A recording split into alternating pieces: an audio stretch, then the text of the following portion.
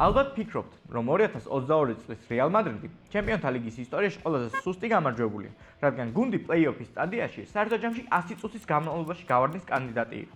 თუმცა ცდებით, ეს გუნდი ამ კრიტერიუმით მხოლოდ მესამეა.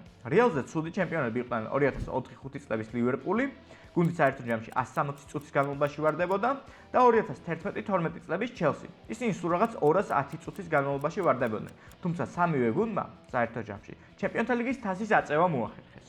ეს ნამდვილი ანომალიაა. როგორ შეიძლება ამ დონეზე კლუბი ამდენი ხნის განმავლობაში აგებდეს და გავარდნის კანდიდატი იყოს, თუმცა საბოლოო ჯამში ტურნირის გამარჯვებული გახდეს. მოკლედ, როგორც ყოველთვის მე სერგი კლდიაშვილი ვარ. დღეს შაბათია და თქვენ უყურებთ Sportline-ის YouTube არხს და წინ გელოდებათ ტოპ-10 ანომალია ჩემპიონთა ლიგაზე. თქვენ არხი გამოიწერეთ, ჩვენ კი ვიწყებთ.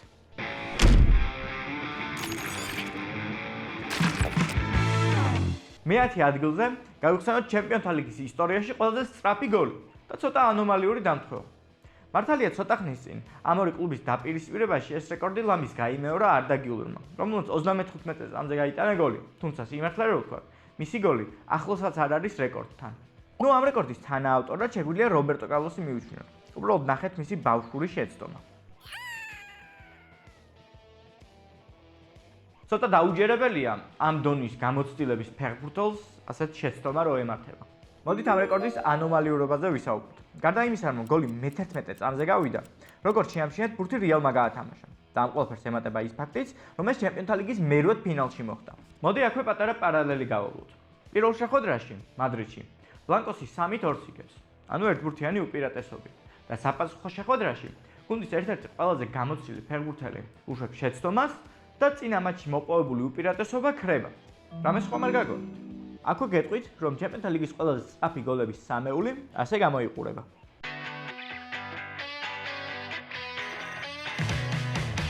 მე-9 ადგილი ჩემპიონთა ლიგის საპატიო ნაკერი ფორმაზე მხოლოდ 6-მა კლუბმა დაიმსახურა ისტორიის განმავლობაში და UEFA-ს საპატიო ნაკერი მხოლოდ 7-მა. მსგავსი ნაკერის გაკეთება ფორმაზე კლუბებს შეუძლიათ მხოლოდ 2 შემთხვევაში. პირველი, ეს არის თუ 5-ჯერ შეძლეს ჩემპიონთა ლიგის მოგება და პირველი კლუბი, რომელმაც ამ გზით მოახერხა ამ პატივის დამსახურება, იყო მილანი 1994 წელს, როდესაც ფინალში ბარსელონა დაამარცხეს და კლუბის ისტორიაში მეხუთე ჩემპიონთა ლიგა მოიგეს. დიახ, მეგობრებო, არ გაგიკვირდეთ. სწორედ მილანი და არა რეალი გახდა პირველი კლუბი, რომელმაც ამ გზით დაიმსახურა ეს საპატიო ნაკერი. რეალმა ტურნირის დაარსებიდან სულ რაღაც 3 წელიწადში მოახერხა ამ ნაკერის დამსახურება. მეორე გზა, რომ დაიმსახურა მსგავსი პატივი, არის თუ 3-ჯერ ზედიზეს შეძლებს საფეხბურთო ოლიმპიადაზე ასვლას. რეალმა ეს 3-ჯერ კი არა 5-ჯერ შეძლო მიყოლება. ამიტომ გახდა პირველი გუნდი, ვინც ეს დაიმსახურა. შემდეგ რეალს მოყვა იგივე კრიტერიუმით აიაქსი 71-73 წლებში და ბაიერნი 74-76 წლებში. შემდეგ მოდის ლივერპული 2005 წელს და ამ მომენტისთვის ბოლო გუნდი ბარსელონა 2015 წელს. რეალურად ეს ნაკერი 2000-2001 წლების სეზონში გამოჩნდა პირველად. და აქვე გეტყვით იმას, რომ მე-7 გუნდი, რომელსაც მსგავსი ნაკერი გააჩნია, არის სევილია. მათ ევროპა ლიგის საპატიო ნაკერი აქვს, რადგან 2016 წელს შეძლეს ერთდროულად ორივე კრიტერიუმის დაკმაყოფილება. მათ კლუბის ისტორიაში მე-5 და ზედიზედ მე-3 ევროპა ლიგის ტიტულის მოგება მოახერხეს. და ამით სევილია ჯერჯერობით არის ერთადერთი კლუბი, რომელსაც მსგავსი ნაკერი აქვს ფორმაზე. და კიდევ ერთი ჩართვა. 1955 წლის შემდეგ მხოლოდ 24 კლუბმა შეძლო ჩემპიონთა ლიგის ან მისი წინამორბედი ტურნირის მოგება და მათ შორის არსენალი არც ერთი არ არის. მოკლედ, 71 წლის განმავლობაში მხოლოდ 24 ჩემპიონი. სრული ანომალიაა.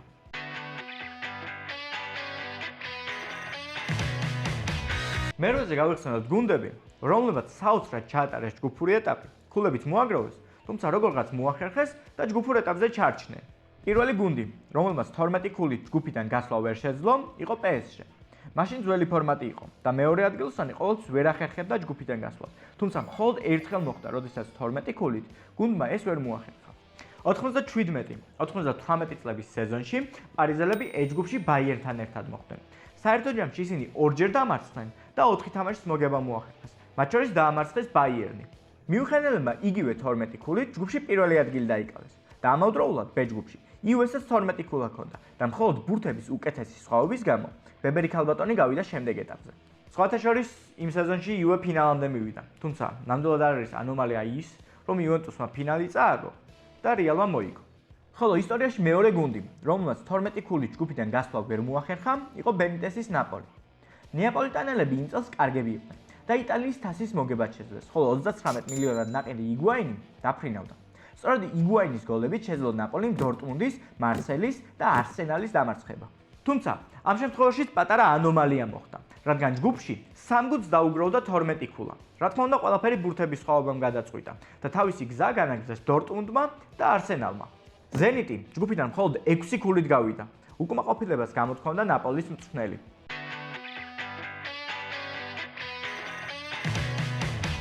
მეშვიდეზე გავიხსენოთ კარი და მეკარეები. და პირველ რიგში გავიხსენოთ არა ანომალია, არამედ ცოტა კომიკური სიტუაცია, რომელიც ჩემპიონთა ლიგაზე სამეფო კლუბს დაემართა. 97-98 წლების პირველ ნახევარფინალში იუფაიკესის რეალი დაუპირისპირდა დორტმუნდს, იმ დროისთვის მოქმედ ჩემპიონებს. რეალის ულტრასებმა გადაწყვიტეს ჩემპიონების ფსიქოლოგიურად დაჩაგვრა. აზრნენ სეტკაზე და მისი რყევა დაიწყეს. და როგორც აღმოჩნდა, ეს სეტკა მიმაგრებული იყო კარზე. შედეგად კარი წაიქცა და გაფუჭდა. საჩ ფეხბურთელების გასახდელში გაშვება მოუწია. მოედანზე კი დაიწყო კარის შეკეთების სამუშაოები, რადგან აღმოჩნდა, რომ სამეფო კლუბს არ ჰქონდა სათადარიგო კარი. კარის შეკეთება შეუძლებელი აღმოჩნდა. ამიტომ სასწრაფოდ ახალი კარის მოძიება გახდა საჭირო. საბოლოოდ დაჩქარებული წესით კარი ძველი კომპლექსიდან მოიტანეს, რომელიც ბერნაბეუსთან ახლოს მდებარეობდა. აქვე გავიხსენოთ მეკარე, რომელმაც შეუძლებელი შეძლო. ჰელმუტ დუკადამი იყო რუმინელი მეკარე, რომელმაც პენალტების სერიაში 4-11 მეტრიანი მოიგერია. და ამ ყველაფერს ცოტა ანომალია რო დავამატოთ, გეტყვით, რომ ეს ყველაფერი მან ფინალში ბარსელონას წინააღმდეგ გააკეთა.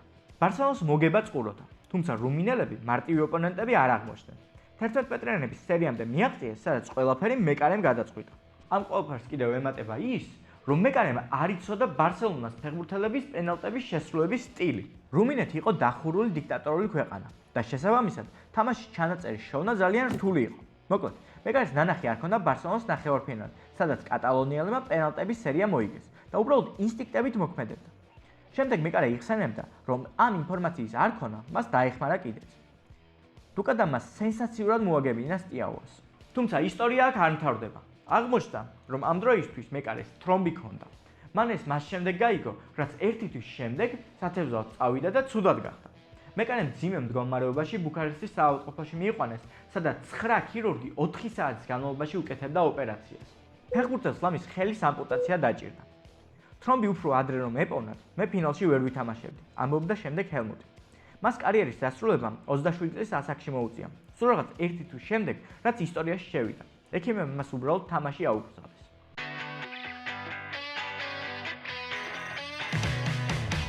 მე-6-ზე გავიხსენოთ შეხვედრა, სადაც ყველაფერი გადაწყვიტა სტუმრად გატანილმა გოლმა. თუმცა ორივე გუნდი საშინაო არენაზე თამაშობდა. 2000-იანების დასაწყისში სერია A ითვლებოდა ნომერ 1 ჩემპიონატად. შესაბამისად, იტალიური გუნდები დაფრინავდნენ. 2002-2003 წლებში 3 იტალიური გუნდი მივიდა ჩემპიონთა ლიგის ნახევარფინალამდე. ხო, აქ ნამდვილად ვერ გავულებთ ვერანაირ პარალელს. სწორედ ამ დროს ჩემპიონთა ლიგის ეგიდით ჩატარდა დერბი დელა მადონინა. ინტერი და მილანი 1947 წლიდან იყოფენ სან-სიროს სტადიონს. ამიტომ ამ კლუბების დაპირისპირებაში საშინაო და გასვლითი შეხვედრები სრული ფორმალობაა. თუმცა, სწორედ ამ ფორმალობამ გადაწყვიტა ჩემპიონთა ლიგის ნახევარფინალური ეტაპის ბედი. პირველ შეხვედრაში ნომინალური მასპინძელი იყო მილანი და შეხვედრა 0-0 დასრულდა. ხოლო საპასუხო შეხვედრაში მასპინძელი ლოგიკურად ინტერი გახდა. აქ უკვე პირველი მილანმა გაიტანა შევჩენკოს ძალისხმევით, თუმცა ინტერმა გათანაბრება შეძლო 1-1, მაგრამ ფინალში მილანი გავიდა, რადგან ოფიციალურად მან გოლის გატანა სტუმრად შეძლო. სწორედ ეს შეხვედრა წლების განმავლობაში იყო საუკეთესო არგუმენტი იმისა, თუ რატომ უნდა გაეუქმებინათ სტუმრად გატანილი გოლის უპირატესობა, რაც საბოლოო ჯამში მოხდა კიდეც. და ჩემი აზრით ეს იყო საუკეთესო ცვლილება, რაც ბოლო წლებში ფეხბურთში მოხდა. თქვენ რას ფიქრობთ? კომენტარებში დამიწერეთ აუცილებლად თქვენი აზრი. ჩვენ კი ვაგრძელებთ.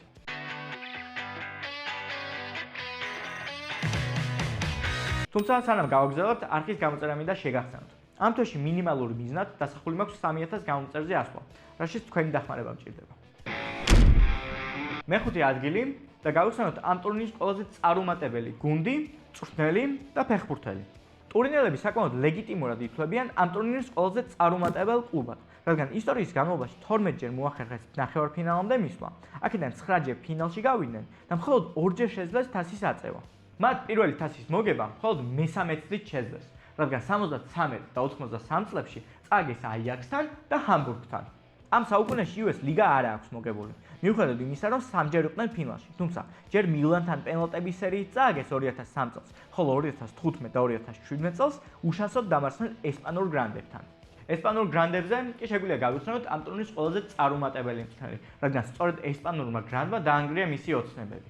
ვენგერმა ლიგაზე 20 სეზონის ჩატარება მოახერხა, თუმცა ვერც ერთი ტიტულის მოგება ვერ შეძლო. მან მხოლოდ ერთხელ შეძლო გუნდის ფინალამდე მიყვანა და იქაც მე-18 წუთზე მეკარე გაუქმეს. სხვა სეზონებშიც არსენალი სტაბილურად კარგი იყო, თუმცა ყოველთვის ყველაზე რთულ ოპონენტებთან უწევდათ თამაში. 2011-დან 2017 წლამდე მეროთფინალს ვერ ცდებოდნენ და როგორც წესი ეს იყო ბარსელონას ან ბაიერნის დამსახურება. ამ მხრივ ყველაზე კომიკური იყო 2017 წელი, როდესაც არსენალი ჯგუფში პირველ ადგილზე გავიდა და თითქოს ბაიერნს აცდა, მაგრამ სწორედ ამ სეზონში მიუხედავმა გრანდმა გადაწყვიტა რომ მეორე ადგილს ლაჟერებოდა. ამის შემდეგ რაც მოხდა უკვე ყველამ იცით. და ბოლოს, ჩემი აზრით ყველაზე უიღბლო ფეხბურთელი ამ ტურნირზე არის ბალაკი. ფეხბურთელი, რომელიც თამაშობდა პრაიმ ლევერკუზენში, თუმცა ლევერკუზენის ლიდერი და სახე გახდა. თამაშობდა ბაიერნში, ვერც აქ ვერ აწია თასი და თამაშობდა აბრამოვიჩის ჩელსიში, სადაც ჯერ ფინალი წააგო, ხოლო შემდეგ ჩელსი ბარსელონას ერთ-ერთი მონაწილე და ერთ-ერთი სახე გახდა. შეშლილი სახე. თქვენ რაც გითხრობთ, ვინ არის ყველაზე უიღბლო ამ ტურნირზე?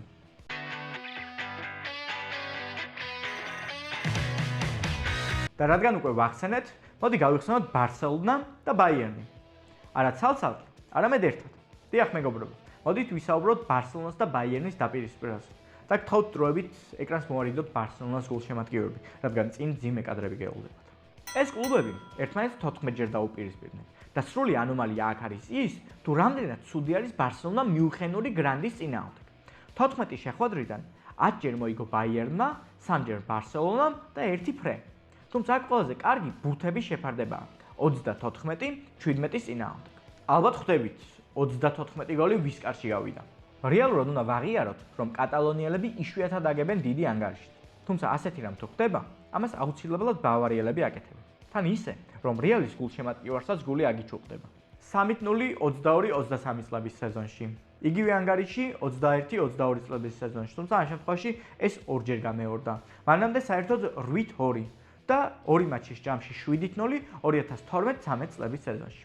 აქ შეიძლება ვიღაცამ იფიქროს, რომ რეალი რას აკეთებს ამ დროს, თუმცა რეალი ბაიერნის დაპირისპირება ითვლება ჩემპიონთა ლიგის კლასიკად და ამ დროისთვის ორივე კლუბს 13-13 მოგება აქვს და გოლების მხრივ 49-48 არის ბლანკოსის სასარგებლო. ამიტომ ამ პოზიციას სრულიად უთმობ კატალონიელებს.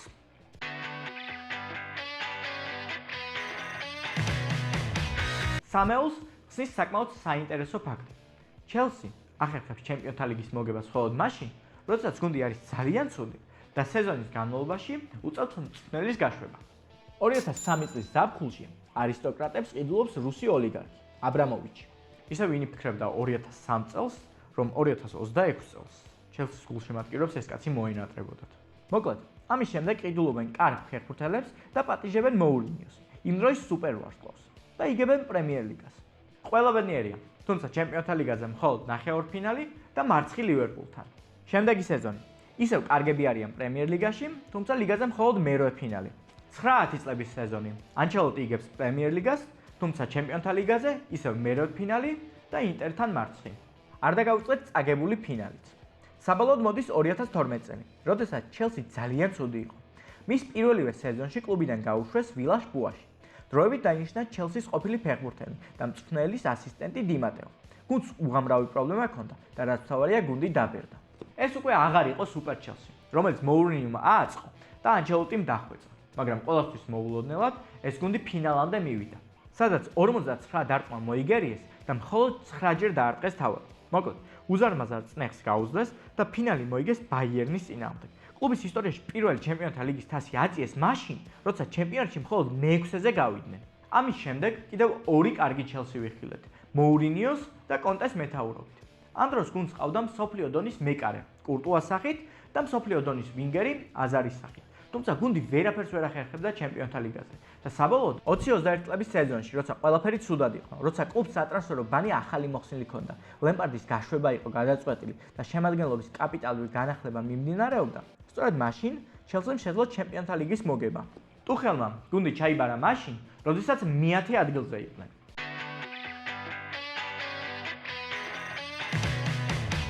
მეორეზე გავიხსენოთ ფეხბურთელები, რომლებმაც ჩემპიონთა ლიგის უახლეს ისტორიაში შეძლეს ანომალიურად ბევრი გოლის გატანა ერთ შეხვედრაში. ესენი არიან მესი, ლუის ადრიანო და ჰალანდი. დავიწყოთ არგენტინელით, რადგან ამ უცხო პლანეტელმა ეს ყველაზე სუფთად მოახერხა 11 მეტრიანის გატანის გარეშე. 2012 წელს 24 წლის მესი ახერხებს და ჩემპიონთა ლიგის მერვედ ფინალში ლევერკუზენის წინააღმდეგ ასრულებს პენტატრიკს. პირველი პენტატრიკი ჩემპიონთა ლიგის უახლეს ისტორიაში და საერთოდ 1979 წლის შემდეგ მესი გახდა პირველი ფეხბურთელი, ვინც ამ ტურნირზე პენტატრიკი შეასრულა. ბოლო იყო სორენ ლერბი 1979 წელს აიაქსის მაისურით. შემდეგი პენტატრიკის დაალდება სულ რაღაც 2 წელი მოგვიწია და არა 33, როგორც წინა შემთხვევაში. 2014 წელს ლუის ადრიანომ შახტარის მაისურით ბატეს გაუტანა 5 ბურთი, მაგრამ აქ რამოდენიმე მნიშვნელოვანი განსხვავებაა.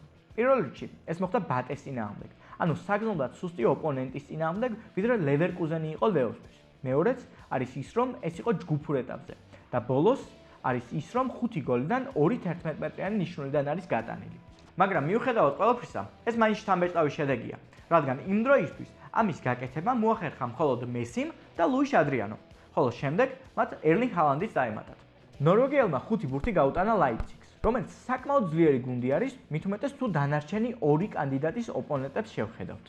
როგორც ლეომ, ჰალანდმა ეს ლიგის მერვედ ფინალში მოახერხა და რაც ყველაზე შთამბეჭდავია, მან პენტატრიკის შესრულება 57 წუთზე შეძლო, მანამ სანამ 73 წუთზე გვარდიოლა მას შეცვლიდა.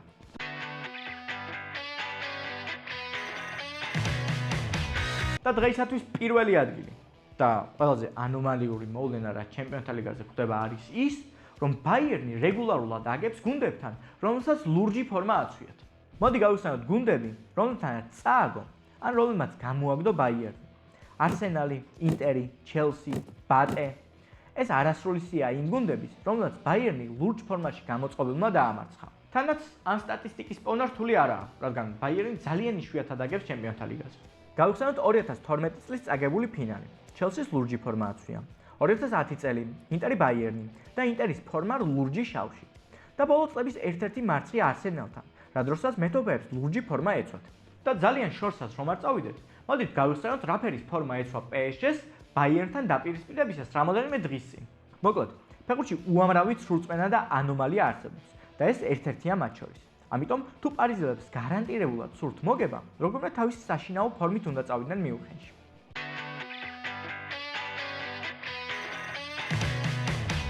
დღეისათვის სულ ეს იყო. იმედია მოგეწონათ. და თუ ასია, არხის გამოწერა და ვიდეოს დალაიქება არ დაგავიწყდეთ. კომენტარებში კი აუცილებლად დამიწეროთ, რა არის თქვენი აზრით ყველაზე ანომალიური ჩემპიონთა ლიგაზე. მადლობა და შემდეგ შაბათამდე.